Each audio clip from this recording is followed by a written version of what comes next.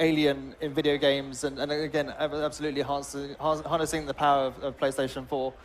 Whether that's visually or in order to create this, we had to kind of build it from the ground up. So huge amount of work's gone into the animation, so it's fluid, it feels natural, and again, really, really believable. It can navigate the world in a way that feels totally realistic and natural.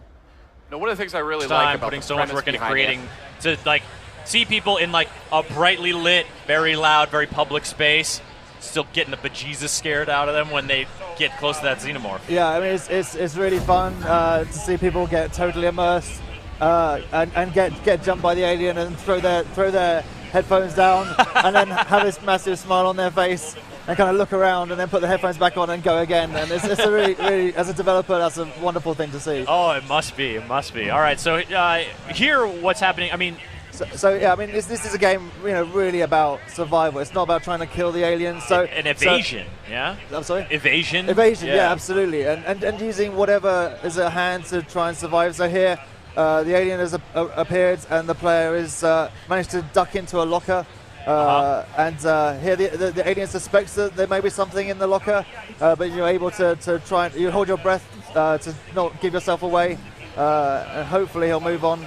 Yeah, there he goes. So he's moved on, and the player survived that encounter. Yeah, so he's off. And so this isn't a scripted. The player survives this encounter situation. No, absolutely not. No, it's really emergent. As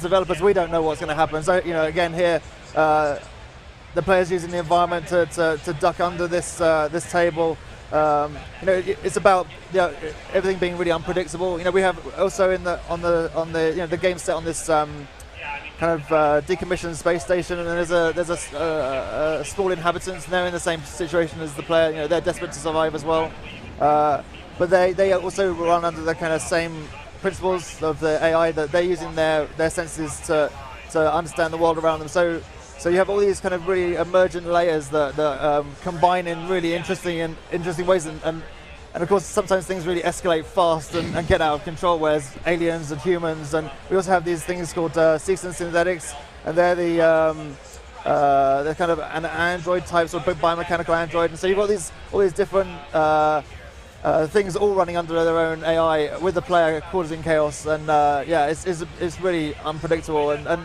I think that's the interesting thing for us as developers. We've played this game every day for the last couple of years. Sure.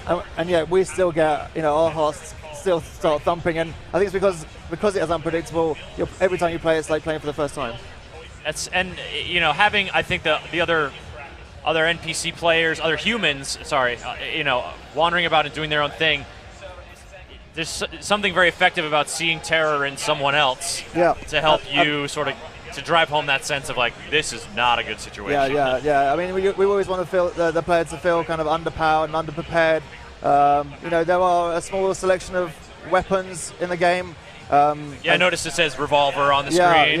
But as you can see, there's very limited ammo there. Yep. And also, just firing that gun will make a huge amount of noise. And noise is a really important component of the game. That will attract a lot of attention and a lot of heat to you. Here we've got the iconic flamethrower from the first movie. That's a really fantastic kind of high impact weapon, but it also has some significant drawbacks. It burns fuel really rapidly, so it's kind of almost like a weapon of last resort. As Ash says in the first film, most creatures are afraid of fire, and that is true. We're staying true to that within Alien Isolation, but it's a kind of a one-shot deal almost.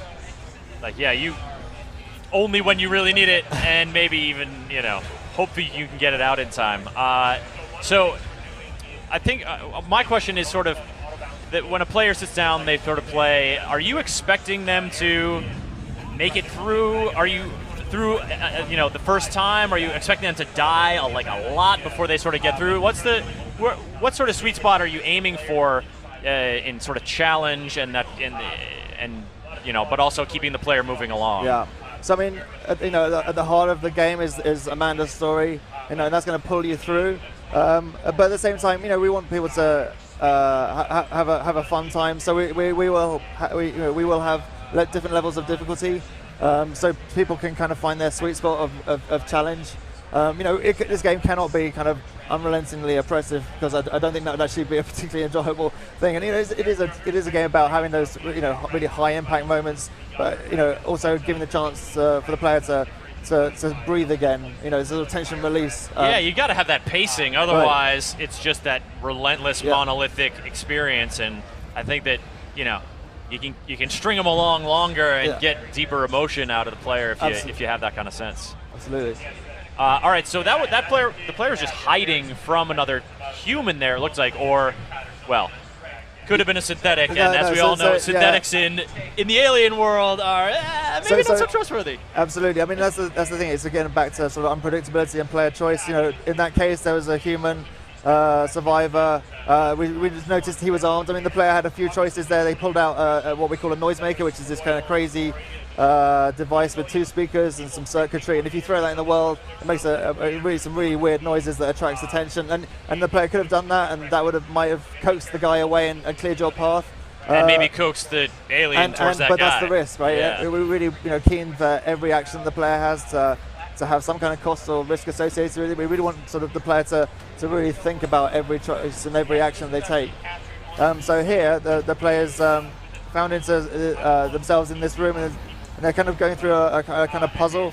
So they've managed to get the power back on, but at the same time, it's triggered this synthetic to come out of its tube. Now we've come across these guys in the past, and again.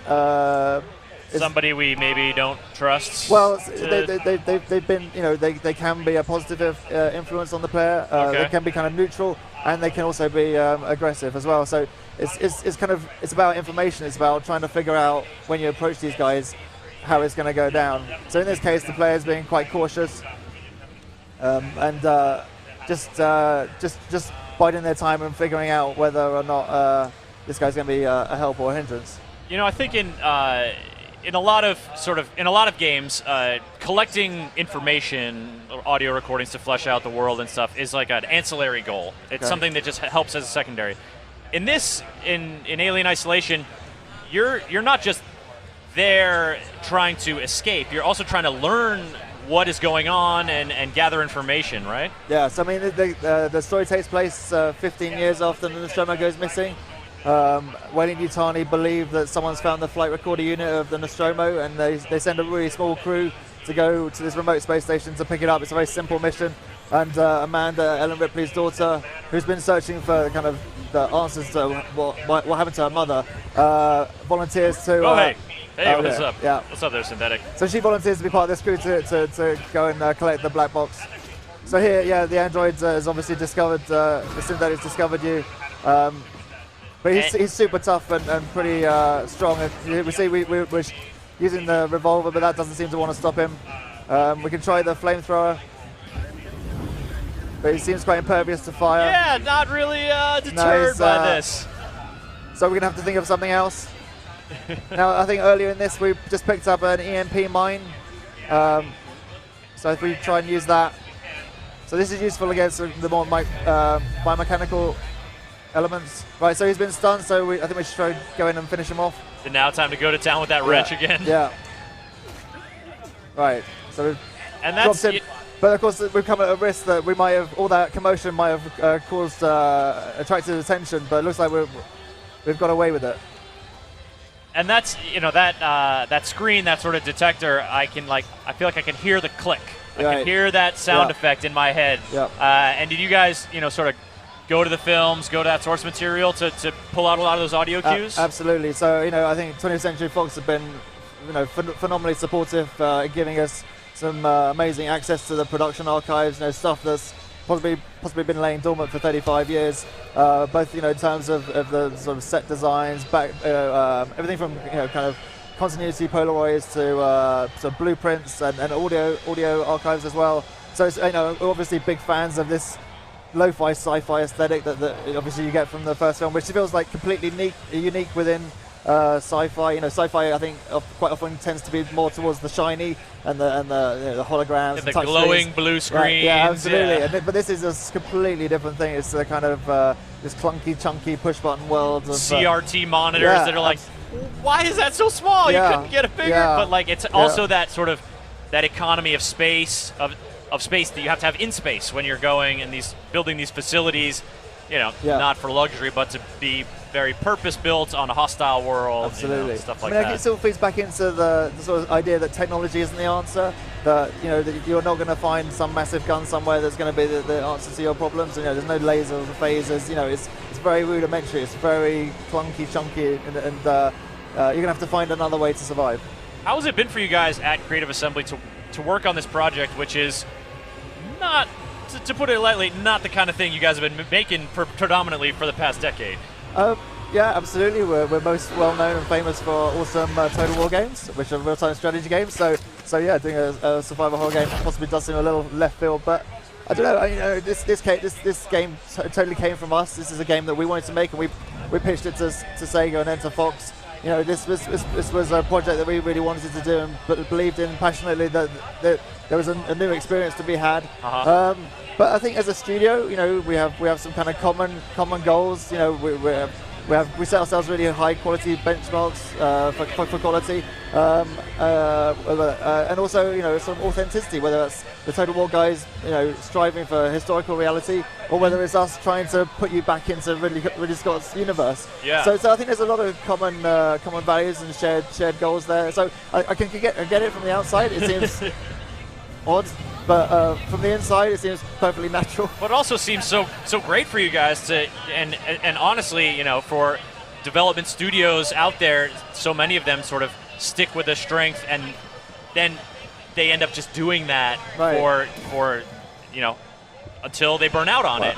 It seems great that you guys are getting this, have seized this opportunity and sort of created it for yourself. It is absolutely, it felt like a once-in-a-lifetime opportunity. We knew Sega was able to make games based on their franchise. We had this really great idea. It was now or never. But yeah, I worked at Creative Assembly for a very long time. When I started, we used to make sports games for Electronic Arts, and I remember us pitching, trying to make a real-time strategy game, and we'd have people come to us and say, "Why do you want to make real-time strategy games?" It's like, dude, what are you guys doing? You make sports games. You're the sports games guys. And I think it is kind of easy to just label certain developers to make certain things, but I think it's probably true of most developers. I think that we certainly felt like we had the scope to broaden out and do something different. And that's awesome to see, and great to see you guys sort of capitalizing on the diverse interests, because you can really get into some deep tactical war history. You also love this movie, man. I love this world, and now you're in space, and oh god, trying to terrify the crap out of players. So let's talk a little bit about the characters involved here, because this is Ripley's daughter, sort of looking there, trying to find the fate of the Nostromo, and what other, some of the AI people you encounter seem to be, they're not characters you're going to spend a lot of time learning about, but to what extent do you know who else is around you? Right, so I really wanted to mirror, in Alien you have this amazing ensemble cast where you have these characters and you kind of understand their relationships and the tensions, and then the alien arrives and all the tensions and relationships get pulled apart. Yeah. And I really wanted to kind of mirror that, and so in Alien Isolation you do have this sort of small cast that you get to know and learn about, but of course how they respond to events and the alien, influences the player's journey, and so you do get to meet some characters and learn their story as well. Excellent, and there we see the Xenomorph in